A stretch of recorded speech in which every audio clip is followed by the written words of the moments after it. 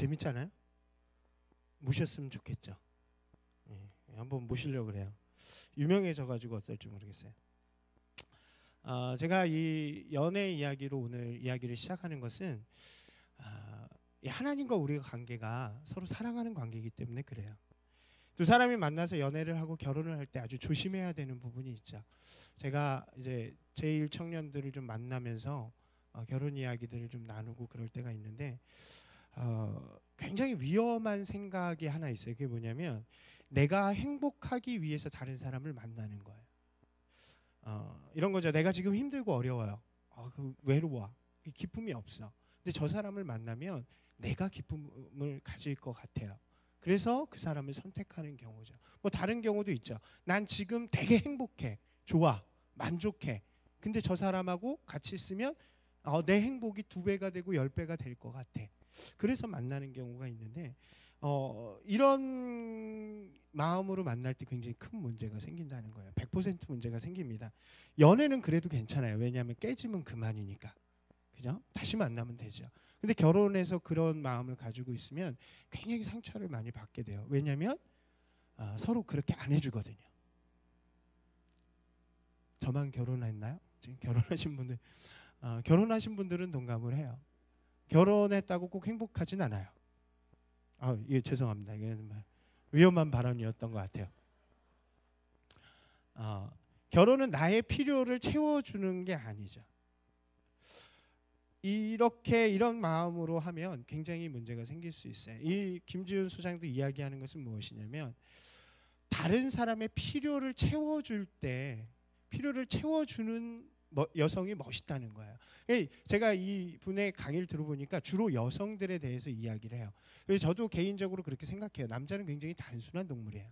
그래서 여자가 어떻게 하느냐가 이 관계를 유지할 수 있는 되게 좋은 게 되는 것 같아요. 여자들 따라하세요. 남자는 단순한 동물이다. 별로 동의를 안 하는 것 같아요. 그럼 좀 볼게요. 결혼을 한다는 것은 무엇을 의미할까요? 첫 번째로는요, 관계가 결정되는 것을 의미해요. 결혼을 함으로써 부부가 되죠. 남편과 아내라는 자리에 서게 되는 거예요. 또 그를 통해서 뭐가 생겨나냐면 서로 지켜야 할 약속이 생겨나요. 그것으로 묶여지는 것을 의미해요. 그리고 하나 더는 함께 지낼 수 있는 공간이 생겨나는 것을 의미하죠. 다시요. 관계가 결정이 되고요. 그 다음에 서로 그 관계를 지켜나가야 하는 약속이 결정이 되어지고요. 그리고 함께 그 자리를 함께 나아가는 공간이 결정이 되죠. 관계, 약속, 그 다음에 직영 이렇게 이야기할 수 있을 거예요. 그리고 아름다운 부부 생활을 통해서 어떤 것을 얻게 되냐면 처음에 이제 우리는 부부라고 부를 수 있는 자격이 생기죠. 남편, 여보라고 부를 수 있는. 근데 요즘에는 어린애들도 지들끼리 뭐 남편이래요. 굉장히 위험한 거예요. 이 결혼한 사람에게 주어지는 자격이에요. 남편, 여보 뭐 이렇게 부를 수 있는 자격이. 그 다음에 또 뭐가 있냐면 사랑하는 사람이 늘 내 곁에서 날 지켜준다라는 평안함이 있어요.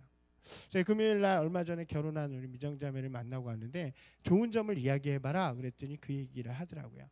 사랑하는 사람과 헤어지지 않고 눈을 뜨면 같이 있고 자기와 항상 함께하는 그런 기쁨이 있다. 그건 평안함이죠. 내가 가질 수 있는 편안함. 사랑하는 사람이 눈 뜨면 옆에 있고. 근데 그런 사람도 있어요. 눈 뜨면 왼수가 왜 여기 있지? 뭐 이런 사람도 있지만 그래도 초기에는 저래요. 이것도 위험한 말 아니었네. 그 다음에 또 주어지는 유익이 뭐냐면 같은 곳을 바라보는 기쁨이에요. 이게 되게 중요한 거예요. 우리는 아까 이야기한 것처럼 상대편이 나에게 무엇인가 기쁨을 줄 때 기쁨을 얻는다고 생각을 해요. 근데 결혼해서 저도 결혼한 지 9년 차거든요. 꽤 오래됐죠. 느끼는 건 뭐냐면 같은 길을 걸어가는 기쁨이 있다는 거예요. 같이 걸어가는 기쁨. 그리고 그 사람을 위해서 무엇인가 해줄 수 있는 기쁨. 이게 진짜 기쁨이에요. 그런 기쁨들이 결혼을 통해서 주어진다는 거죠. 제가 이것을 보고 준비하면서 느낀 것은 무엇이냐면 하나님과 우리와의 관계가 이거랑 굉장히 비슷하다는 거예요. 가족이 된다는 것은 하나님 나라의 모델이기도 하죠. 성경에 보면 하나님과 성도들의 관계를 다양하게 표현합니다. 창조주와 피조물, 주인, 종, 왕, 백성, 아버지, 자녀, 이런 것들이 구약의 표현이죠. 신약에서는 스승과 제자, 사명자 뭐 이렇게 표현되어지기도 하죠.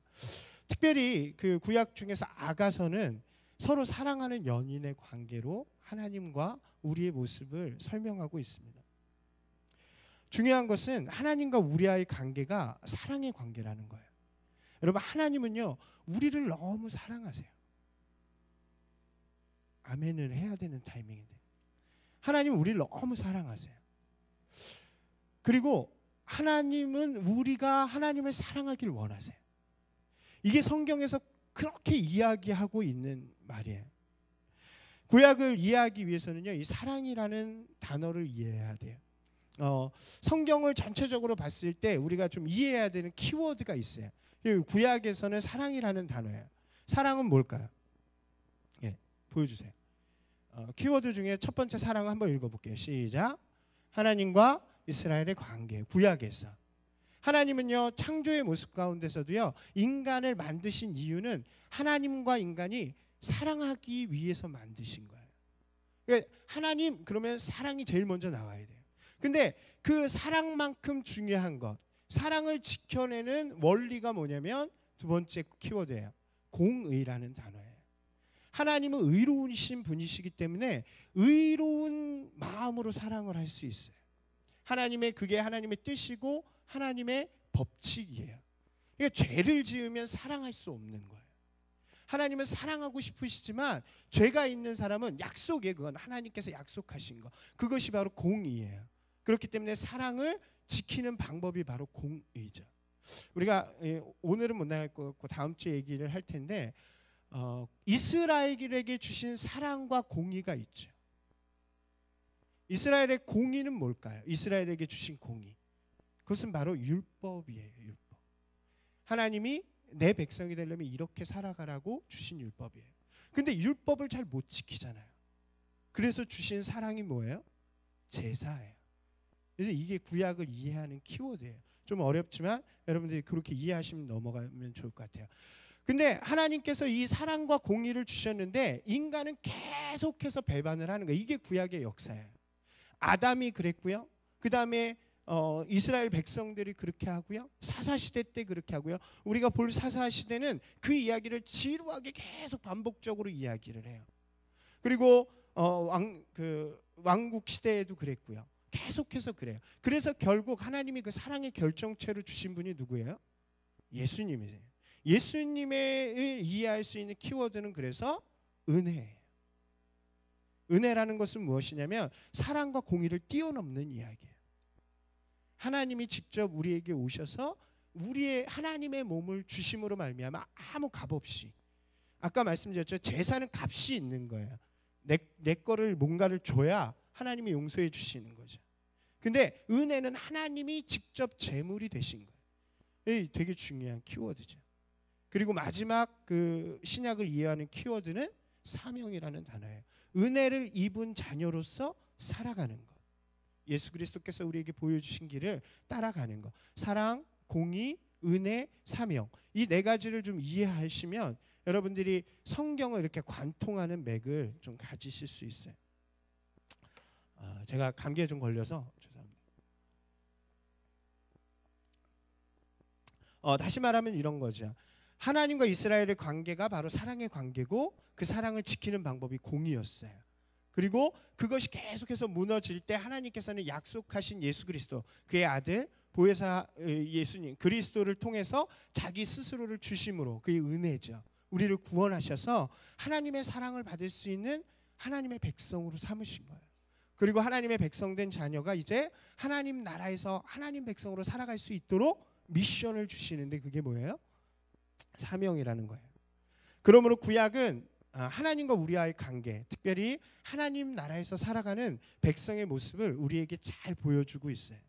이 관계의 모습 속에서 우리가 지금 살아가고 있는 곳에서, 여러분이 살아가고 있는 곳에서 하나님과의 관계, 그리고 하나님 나라를 살아가는 자녀의 모습을 발견하고 도전할 수 있는 거예요. 구약이 주는 의미가 커요. 어떤 사람들은 신약만 알아요. 좀 계속해서 말씀드릴게요. 결혼에서도 말씀드렸지만 이 비슷한 모델이 하나님 나라에서도 그대로 정해져요. 하나님과 나와의 관계, 아까 말씀드렸죠. 처음에 결혼해서 뭐가 생겼어요? 부부끼리 관계가 생기고, 그 다음에 둘이 지켜야 할 약속이 생기고, 그 다음에 함께 할 수 있는 공간이 생겼다는 거잖아요. 그것처럼 하나님과 나와도 마찬가지예요. 하나님과 나와의 관계성이 생겨가고요, 하나님과 나를 지탱하는 약속이 생겨지게 되고요, 그리고 그 관계가 이루어지는 땅이 생겨져요. 이게 하나님 나라의 모델이에요. 여러분 머릿속으로 다시 한번 그려보세요. 뭐가 처음에 생겨요? 하나님과의 관계, 그 다음에 그것을 지켜나가는 약속, 그리고 그것이 이루어지는 필드, 땅이에요. 우리에게 그대로 적용할 수 있어요. 여러분 우리가 하나님 나라의 백성으로 살아가느냐, 그것은 첫 번째 뭐예요? 나와 하나님이 관계가 있느냐. 아까 첫 번째 본거에서 그런 얘기가 있었죠. 애매한 관계. 연인은 아닌데 제가 생각해 보면 대학교 때 그런 걸 참 잘했던 것 같아요. 죄송합니다. 쓸데없는 얘기는 하지 말고. 근데 우리 애한테도 진짜 그런 관계가 있죠. 하나님하고 애매한 관계예요. 아는 것 같은데 잘 몰라. 일주일 동안 거의 만난 적이 없어. 주일날 오면 좀 아는 것 같아. 애매한 관계죠. 그 관계를 설정하는 건 굉장히 중요하죠. 우리가 하나님 나라에서 산다는 것은 하나님과 나와의 관계가 첫 번째예요. 그 다음에 두 번째가 뭐예요? 나와 하나님과의 관계를 이어주는 약속이 있느냐. 세 번째는 그럼 내가 그 하나님의 약속을 지켜나가면서 하나님의 백성으로 살아나가는 필드가 내 삶 속에 있느냐는 것이에요. 그걸 좀 한번 볼게요. 하나님께서는 세상을 창조하실 때의 모습 가운데 그것을 보여주셨어요. 한번 볼게요. 표 보여주세요. 한번 맞춰보세요. 보이시나요? 잘? 이 창조죠. 창조 가운데서 하나님과 아담의 관계는 어떻게 규정할 수 있을까요? 그것은 쉽게 보여주세요. 창조자와 피조물로 나눠져요. 하나님께서 처음 창조하신 거죠. 근데 여기에는 반드시 뭐가 있냐면 아까 말씀드린 것처럼 하나님께서 피조물을 창조하신 이유가 반드시 있는 거예요. 뭐예요 그건? 사랑. 하나님이 사랑하시기 위해서 창조하셨어요. 그리고 약속을 주시죠. 그 사랑의 관계를 유지하기 위해서 무슨 약속일까요? 벌써 보여주시면 안 돼요? 맞춰야 되니까. 뭐예요? 모든 걸 다 해도 된다. 동산을 주시고 다 누려도 된다. 그런데 하나만 지키자. 그게 뭐예요? 선악을 알게 하는 나무는 먹지 말자. 아담은 그걸 참 잘 지켰어요. 왜? 하나님과 사랑의 관계에 있었으니까. 그런데 그 사랑의 관계가 흩어지기 시작하는 순간 유혹이 들어오는 거예요. 그리고 필드가 있었죠. 어디예요? 에덴 동산이죠. 이게 바로 창조 속에 나타난 하나님의 나라예요. 그 모델을 잘 생각하시면 돼요. 하나님께서 처음 에덴 동산을 만드시고 그 동산을 지키는 자로서 아담을 만드시는 거예요. 근데 그거는 지킨다는 표현이 아니라 하나님과 함께 사랑하는 거, 안식의 개념이 사랑하는 것. 하나님께서는 사랑하시기 위해서 인간을 창조하신 거예요. 동일하게 이야기할 수 있어요. 하나님께서 여러분을 이 땅 가운데 불러주시고 교회로 세워주신 것은 무엇이에요? 여러분과 사랑하기 위해서예요. 하나님이 여러분 사랑하기를 원하세요. 이게 제일 중요한 관계. 그리고 약속을 주셨죠. 다른 거 다 해도 돼? 하나만 지켜라. 뭐요? 선악을 알게 하는 나무를 먹지 마라. 그것을 어기면 어떻게 된다? 죽는다. 이게 죄의 개념이에요. 죄를 지면 어떻게 돼요? 죽는 거예요. 이게 목숨을 걸고 지키는 게 약속이에요. 약속은. 근데 이제 실패했죠.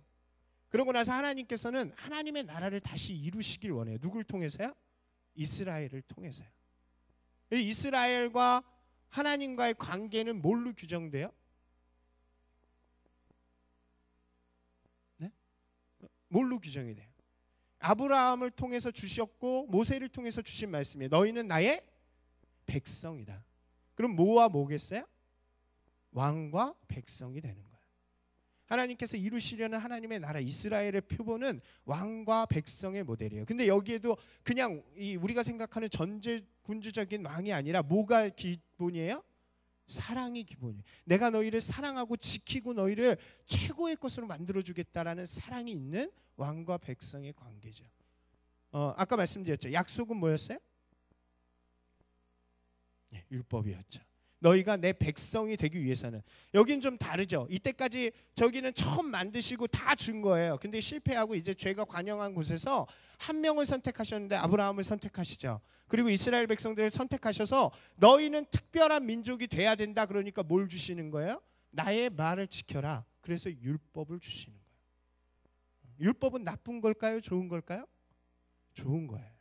이 사람들은 율법을 지켜야만 하는 사람들이었어요. 근데 하나님께서 아까 말씀드린 것처럼 사랑을 더해 주시죠. 율법을 다 못 지키니까. 그게 뭐였어요? 제사였어요. 이 약속은 바로 율법과 제사를 의미해요. 필드가 있었죠. 어디였어요? 가나안 땅이에요.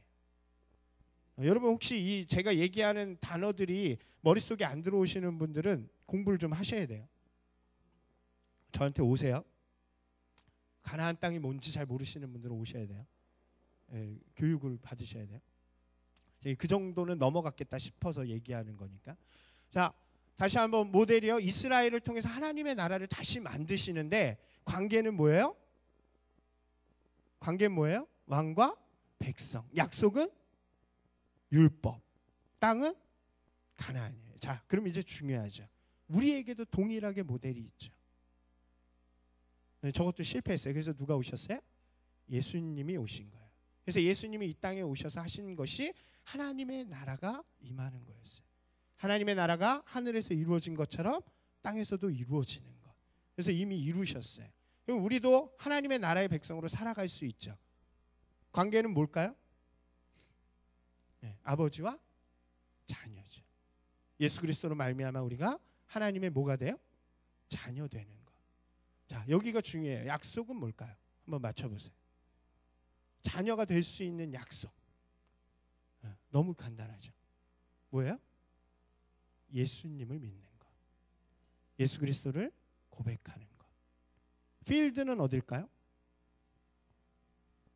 필드는 간단하게 이야기하면 교회예요. 교회. 교회라는 것은 이곳만을 이야기하는 거 아니에요. 성전이고요. 우리가 하나님의 이름으로 서 있는 곳이 교회예요. 하나님의 나라.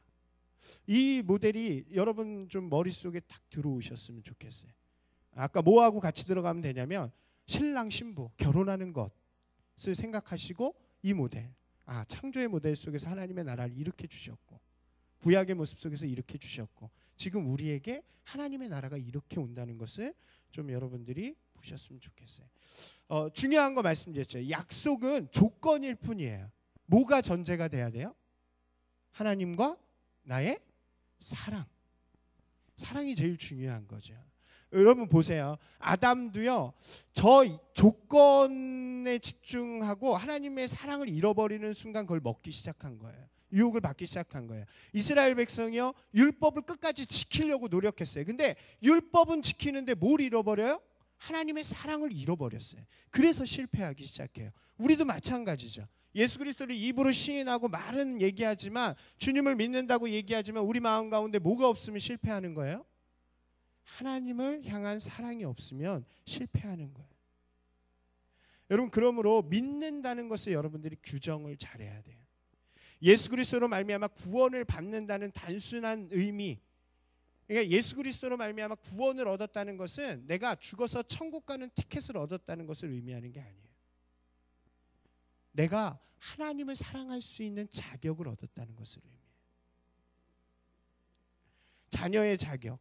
이 세상 속에서 더 이상 죄의 자녀가 아니라 하나님의 자녀로서 살아갈 수 있는 사람이 되었다는 거예요. 그럼 여러분들이 교회 나오는 목적을 이야기할 수 있겠죠. 제가 2주 전인가요? 우리 부활주일에 여러분들한테 설교하고 물었어요. 여러분은 왜 그리스도인이 되셨습니까? 여러분 이 고민을 여러분들 계속 하셔야 돼요. 여러분이 그리스도인으로 살아가는 이유는 무엇입니까? 여러분 왜 교회를 다니십니까? 여러분 옆 사람한테 한번 물어보세요. 조명이 어두워지니까 조는 친구들이 있어요. 물어보세요. 왜 교회를 다니냐? 저에게 묻는다면 저는 그냥 쉽게 이렇게 대답해 주는 거예요. 하나님의 나라를 이루기 위해서 다닙니다. 한번 따라서 하실까요? 하나님의 나라를 이루기 위해서 다닙니다. 여러분, 이것이 신앙의 목적이 분명한 사람의 모습이에요. 왜 신약에 보면 복음서에 보면 예수님을 찾아온 부자 청년의 이야기가 나오죠. 그 부자 청년은요, 잘 사는 사람이었어요. 율법을 열심히 지키는 사람이었어요. 근데 불안한 거예요. 왜 불안할까요?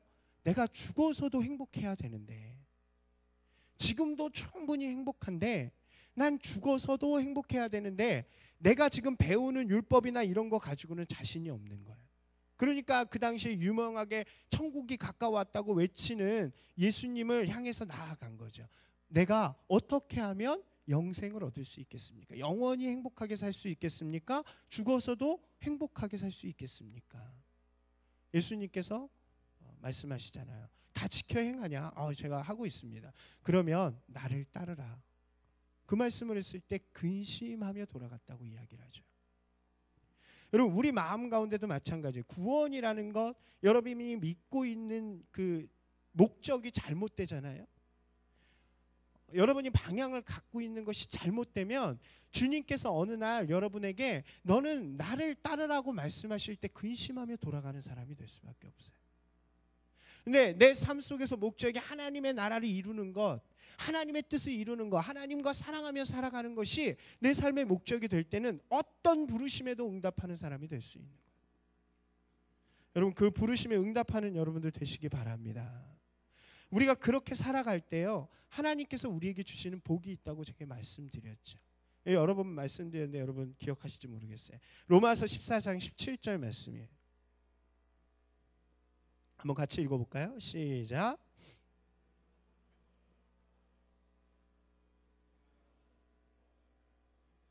뭐하고 뭐예요? 의와 평강과 희락. 우리가 하나님의 나라를 우리의 삶에 두고 살아가면요, 우리 삶 속에 의와 평강과 희락을 주신다는 거예요. 저는 이 말씀이 너무 좋아요. 우리는 구하는 게 아니에요. 여러분, 의는 무엇입니까? 의는 자격을 의미해요. 의는 착하게 사는 것을 이야기하는 게 아니에요. 의는 하나님이 우리에게 주시는 자격을 의미해요. 예수 그리스도로 말미암아 얻어지는 자격이에요. 어떤 자격이에요? 믿음으로 말미암아 하나님의 자녀가 되는 자격이 바로 의로움이에요. 그렇기 때문에 뭐라고 표현해요? 로마서를 혹시 들어보셨어요? 이신칭의. 믿음으로 말미암아 의롭다고 도장을 꽉 찍는 것을 의미해요. 이거는 여러분 교회 다녀서 착해지셨나요? 막 다른 사람이 보기에 의로워요? 전 여전히 신호범해요. 이것도 위험한 발언인 것 같아요. 어쨌든 그렇게 제 자신을 볼 때 의롭지 않아요. 그럼에도 불구하고 하나님은 우리에게 의롭다고 칭해 주시는 거예요. 모든 죄가 해결됐다고 얘기해 주시는 거예요.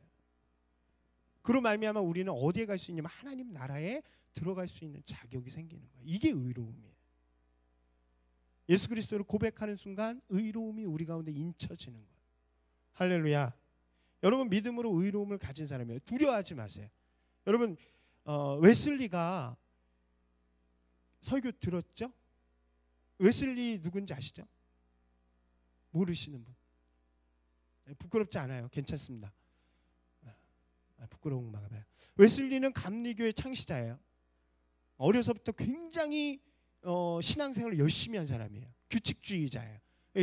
감리교가 영어로 메소디스트인데 이 메소디스트라는 말의 뜻이 규칙주의자라는 뜻이에요. 그러니까 철저한 사람이었어요. 아침에 새벽에 일어나서 기도하고 막 성경을 하루에 보고 공부하고 완전 규칙대로 살아가는 그런 사람이었어요. 20대 초반에 이미 대학교를 다 끝내고 교수가 되는 사람이에요. 신학대학교 교수로 살아가는. 근데 이 사람이 어디를 가냐면 미국으로 선교사를 나가요. 여러분 생각해 보세요. 어렸을 때부터 부모님은 목사님이셨어요. 성공에 완전히 그런 믿음 안에서 살았다고 생각하는, 그리고 규칙주의자로 그리고 신학대학교 교수로 살던 사람이 미국으로 배 타고 건너가는데 선교사로 가다가 배가 풍랑을 만나잖아요. 배가 풍랑을 만나는데 이 사람 마음속에 어떤 마음이 들까요? 야, 나는 죽어도 이제 천국 가니까 괜찮아? 룰루랄라 나 같은 이랬을까요? 이랬으면 참 좋았겠는데 그렇지 않아요. 두려워 떠는 거예요. 저는 그 이제 일기를 보면서 이렇게 생각했어요. 이 사람이 두려워서 떠는 이유는 하나뿐이다. 죽어서 천국 갈 자신이 없는 거죠. 진짜 믿음이 없는 거죠. 규칙주의자로 살아왔지만 예배도 빠지지 않았어요. 말씀도 열심히 읽었어요. 그러나 그 마음속에 내가 죽으면 하나님의 나라에 갈 것 같은 마음이 없는 거예요. 왜요? 자기 의로 살아왔기 때문에 그래요. 근데 그가 이 뱃속에서 정말 평온하게 하나님의 찬양하고 있는 모라비안들을 봐요. 궁금해지는 거예요. 저 사람들은 뭘까? 어떻게 저럴 수 있을까? 그리고 그 사람들하고 교제를 하죠. 미국에 가서 이 선교 사역을 완전 망치고 와요. 그럴 수밖에 없다고 생각해요. 저는 그게 하나님의 섭리라고 생각해요.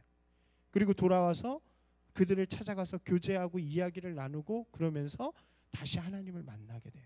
예수 그리스도를 마음에 완전히 믿게 되고 구원의 확신을 완전히 경험하게 돼요. 그리고 변화되기 시작해서 영국 사회를 변화시키고 감리교를 시작하는 그런 사람이 되는 거예요. 여러분, 믿음으로 의에 이른다는 건 쉽다고 생각하면 안 돼요. 여러분 어떠세요? 지금 죽으면 하나님이 여러분들을 정말 사랑으로 안아주실까요? 여러분, 이 질문에 아멘으로 대답하시는 여러분 됐으면 좋겠어요. 왜요? 우리가 마음으로 믿고 입으로 시인하면 주님께서 우리 의롭다고 이미 칭해 주셨기 때문에. 할렐루야. 여러분 마음 가운데 아멘이 있었으면 좋겠어요. 제가 옛날에 지금은 많이 안 그러는데 제가 옛날에는 이단들하고 같이 막 말장난하는 걸 좋아했었어요. 학교 다닐 때도 이렇게 가면 뒤에서 누가 툭툭 던지는 거예요. 그래서 왜 그러면 도에 대해서 아십니까? 그런데 웬만하면 갈라 그랬는데 그 여자가 너무 이쁜 거예요. 그래가지고 뭔데요? 그러면서 제가 그 여인하고 한 2시간 정도 이야기를 한 적도 있고, 한 번은 이제 인터넷에 하는데 하나님의 교회인가 그랬었을 거예요. 정확하게 기억이 안 나요. 제칠한 시기였나. 막 이 채팅으로 막 그렇게 이야기를 했어요. 근데 되게 재밌는 건 뭐냐면 제가 그 당시에는 이단에 대한 지식이 없어서 물었어요. 막 물으니까 대답을 하는데 뭐 우리가 배우는 거랑 똑같은 거예요. 예수 그리스도를 믿느냐, 당신이 죄인인 걸 아느냐, 그래요, 알아요. 예수 그리스도를 믿느냐, 믿어요. 십자가에 돌아가신 걸 믿느냐, 당신의 죄가 깨끗하게 된 걸 믿느냐, 막 얘기를 했어요. 당시는 당신이 왜 이단이냐? 그럼 당신 오늘 죽으면 구원 받냐? 그랬더니 잘 모르겠네요. 그러는 거예요. 왜 그렇습니까? 왜냐고 물었더니 또 시작이야. 그래서 그거를 2시간 동안 계속 반복을 했어요. 그러다 꺼버렸어요. 똑같은 거예요. 여러분, 우리 마음 가운데 아는 것과 믿는 것은 다른 거예요. 하나님의 나라에 사는 사람은 진짜 믿는 사람들이에요. 여러분, 이 믿음이 여러분 가운데 있었으면 좋겠어요. 죄 지을 수 있어요. 걱정하지 마세요. 하나님 다 해결해 주신 거예요. 할렐루야.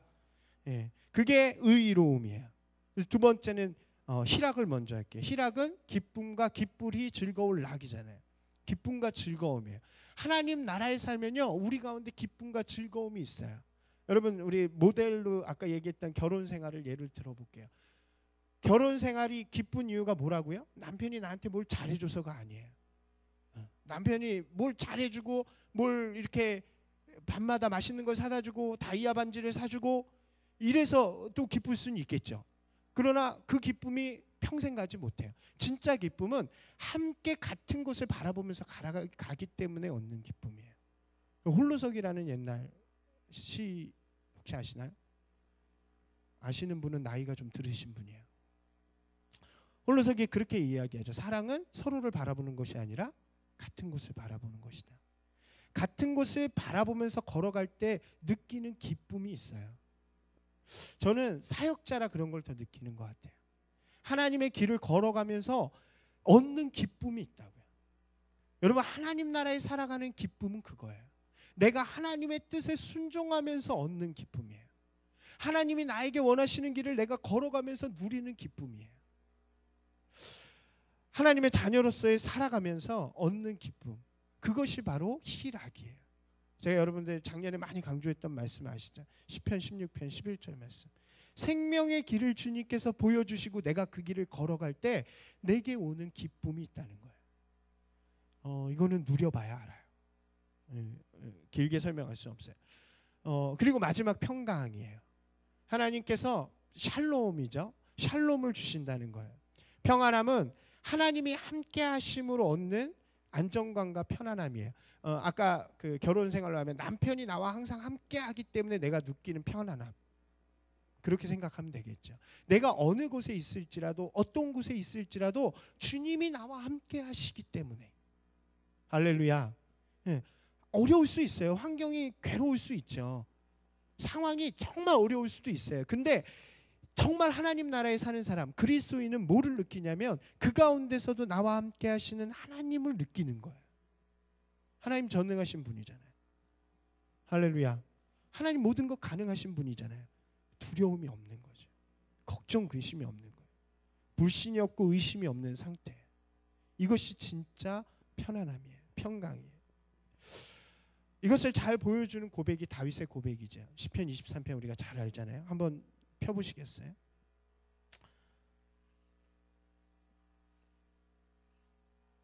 이 의로움, 기쁨, 평안, 이것을 다윗은 정말 잘 느끼면서 살아왔던 것 같아요. 읽기 전에 다시 한번 복습하고 갑시다. 우리가 하나님 나라의 백성으로 살면 뭐가 있어요? 의로움과 기쁨과 평안, 이렇게 외우시면 좋을 것 같아요. 의로움과 기쁨과 평안함. 예. 다윗은 그것을 시로서 표현할 때 너무나도 잘 표현해 놨어요. 그래서 시편이 참 좋은 것 같아요. 여러분 시편 23편을 한번 잘 천천히 우리가 음미하면서 읽어봤으면 좋겠어요. 함께 읽겠습니다. 시작. 여호와는 나의 목자시니 내게 부족함이 없으리로다. 그가 나를 푸른 풀밭에 누이시며 쉴 만한 물가로 인도하시는도다. 내 영혼을 소생시키시고 자기 이름을 위하여 의의 길로 인도하시는도다. 내가 사망의 음침한 골짜기로 다닐지라도 해를 두려워하지 않은 것은 주께서 나와 함께 하심이라. 주의 지팡이와 막대기가 나를 안위하시나이다. 주께서 내 원수의 목전에서 내게 상을 차려주시고 기름을 내 머리에 부으셨으니 내 잔이 넘치나이다. 내 평생의 선하심과 인자하심이 반드시 나를 따르리니 내가 여호와의 집에 영원히 살리로다. 할렐루야. 이것이 바로 하나님 나라에 사는 고백이에요. 내가 여호와의 집에 영원히 살아가는 것. 이 고백이 저와 여러분의 고백이 되었으면 좋겠어요. 여러분 하나님 나라에서 살아간다는 것은요, 쉽게 얘기하면 우리가 진짜 그리스도인으로 살아가는 것은 이런 것을 의미해요. 하나님이 주시는 의로움으로 인해서 더 이상 걱정 근심하지 않는 거예요. 내가 버림받을 것 같은 걱정 안 하는 거예요. 난 지금 죽어도 하나님 앞에 갈 수 있는 거예요. 하나님 길을 걸어가기 때문에 기쁨이 내 안에 있는 거예요. 어려울 수 있어요. 그 길이 괴로울 수 있어요. 어떻게 보면 십자가의 길일 수도 있어요. 다른 사람 보기에 손해보는 길일 수도 있어요. 근데 그렇게 할 때 기쁨이 넘친다니까. 바보 같은 길인 것 같은데 그 길을 행하면 기쁨이 넘치는 거예요. 용서하면 바보 같은 것 같은데 용서하니까 내 마음에 평화가 넘치는 거예요. 하나님 주시는 놀라운 기쁨들이 있는 거예요. 상황은 너무 어려워요. 취직도 안 될 수도 있어요. 지금 가정적으로 재정적으로 너무 어려울 수 있어요. 내 마음이 너무 불안해요. 근데 내 마음 가운데 예수 그리스도 하나님이 계시다는 분명한 확신이 있으니까 그 모든 것을 이길 수 있는 편안함이 있는 거예요. 이게 바로 진짜 그리스도인의 삶이에요. 여러분 진짜 그리스도인이 되고 싶지 않으신가요? 우리가 이제 다음 주부터 보려고 하는 사사기가 우리에게 이런 모습을 잘 보여줘요. 배경 설명만 하고 오늘 마치려고 그래요. 여호수아 이후에 땅이 모두 정복이 됐어요. 그죠? 이제 하나님께서 좀 배경 설명을 아브라함에게 땅을 주시겠다고 약속하시죠. 아까 하나님의 나라에서 중요한 그 영역이 있었잖아요. 그게 어디예요? 가나안 땅. 그 누구한테 약속하시는 거냐면 아브라함한테 약속을 하셨단 말이에요. 내가 보고 밟는 땅을 다 내게 주겠다. 근데 이제 애굽으로 들어가서 종살이를 하죠. 누구를 통해서 나와요?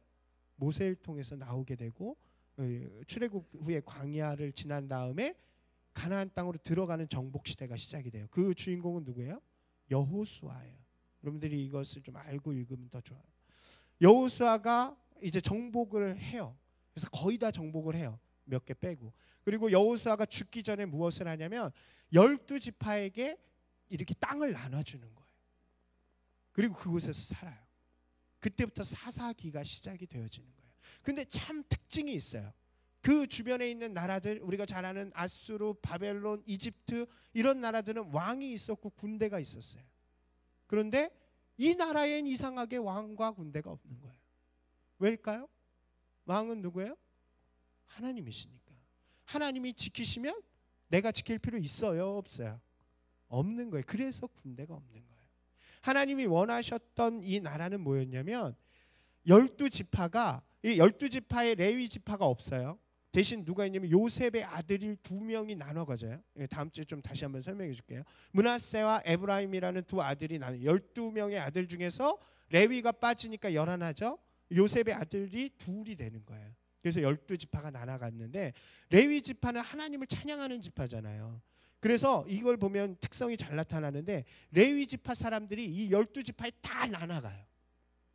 다 나눠 들어가는 이유가 뭘까요? 뭐겠어요? 지금 교회처럼 생각하시면 돼요. 각 곳에 가서 그 나라에서, 그 지역에서 하나님을 찬양하는 공동체로 만들어 놓으신 거예요. 그러면 우리가 그 나라의 특성을 볼 수 있겠죠. 여긴 철저하게 누가 다스리는 땅이에요? 하나님이 다스리는 땅이라는 거예요. 근데 문제는 오늘 읽은 말씀에 나타나는 거예요. 오늘 말씀 한번 보겠습니다. 사사기 2장 10절.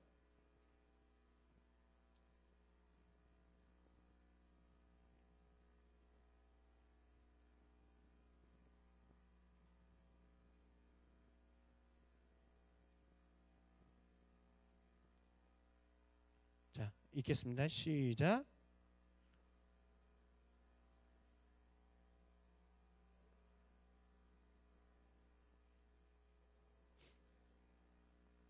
네.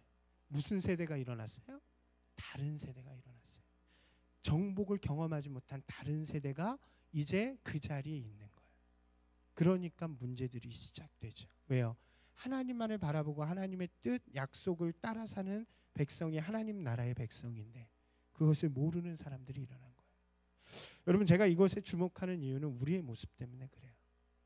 여러분, 우리의 선조들이 이미 우리 가운데 하나님의 나라를 이루어놨어요. 이 교회도 마찬가지죠. 근데 우리는 어떤 세대예요? 하나님을 모르는 다른 세대인 거예요. 그 다른 세대를 향해서 하나님께서는 너희가 지금 나의 뜻을 따를 것이냐 아니면 세상의 뜻을 따를 것이냐를 이야기하고 있는 게 사사기의 이야기예요. 여러분들, 오늘 좀 이제 말씀 마칠 텐데 결정하길 바라요. 다음 주부터는 사사들의 모습을 통해서 좀 더 자세하게 이야기를 나눌 거예요. 여러분, 하나님이 이 땅 가운데 일어난 걸 우리는 몰라요. 하신 일들을 몰라요. 듣기만 했죠. 근데 하나님께서는 우리에게 말씀을 주셨고 역사를 주셨고 또 예배를 주셨어요. 그를 통해서 오늘 묻고 계신 거예요. 내가 하나님 백성으로 살 것이냐 아니면 세상의 백성으로 살 것이냐. 하나님의 백성으로 살면 어떤 일이 일어나요? 의와 평강과 기쁨이 넘치는 삶을 살 수 있는 거예요. 죄의 백성으로 살면 심판받는 인생이 될 수밖에 없는 거예요. 그 부분을 여러분들 다시 한번 새기면서 오늘 마음의 결단을 하시고, 우리 오늘 기도할 때는 아까 말씀드렸던 하나님 나라의 백성의 그 세 가지 복을 저에게도 주십시오. 제가 하나님의 뜻 가운데로 그렇게 살아가는 귀한 인생이 되길 원한다고 좀 함께 나아갔으면 좋겠습니다. 한 4주 정도 사사기를 할 것 같아요. 그래서 여러분들이 계속 그 마음을 가지고 오셨으면 좋겠고요. 예배가 끝나기 전에 부탁드리고 싶은 것은 여러분 가운데 양육에 대한 좀 마음을 더 가지셨으면 좋겠어요. 그래서 1인 1 훈련하는 부분들, 그다음에 1인 1 사역하는 부분들, 저기 카페도 생겼고요. 교사도, 우리 전사님들이 요즘에 한탄하는 게 청년 교사가 많이 사라졌다는 거예요. 여러분들이 그런 부분들을 좀 감당하면서 가시면 하나님 나라에서 일하는 것들, 또 경험하는 것들을 더 많이 경험하실 수 있어요. 양육도 마찬가지고, 그래서 여러분들이 도전하셨으면 좋겠습니다. 우리 이 시간 같이 기도합시다. 오늘 말씀을 좀 기억하면서요. 하나님과 나는 어떤 관계인가? 하나님 나를 사랑하길 원하시고 하나님 사랑받길 원하시는데 내가 정말 하나님을 사랑하는 관계인가? 애매한 관계 아닌가? 정말 나를 위해서 나의 행복을 위해서 하나님만을 바라보는 인생이 아닌가? 하나님의 뜻, 하나님을 사랑하는 자녀, 또 하나님의 약속을 지키는 귀한 자녀 되기를 좀 간구하며 주님, 제가 주님 앞에 서겠습니다. 좀 기도하며 나아가는 귀한 시간 되길 원합니다. 함께 기도하겠습니다.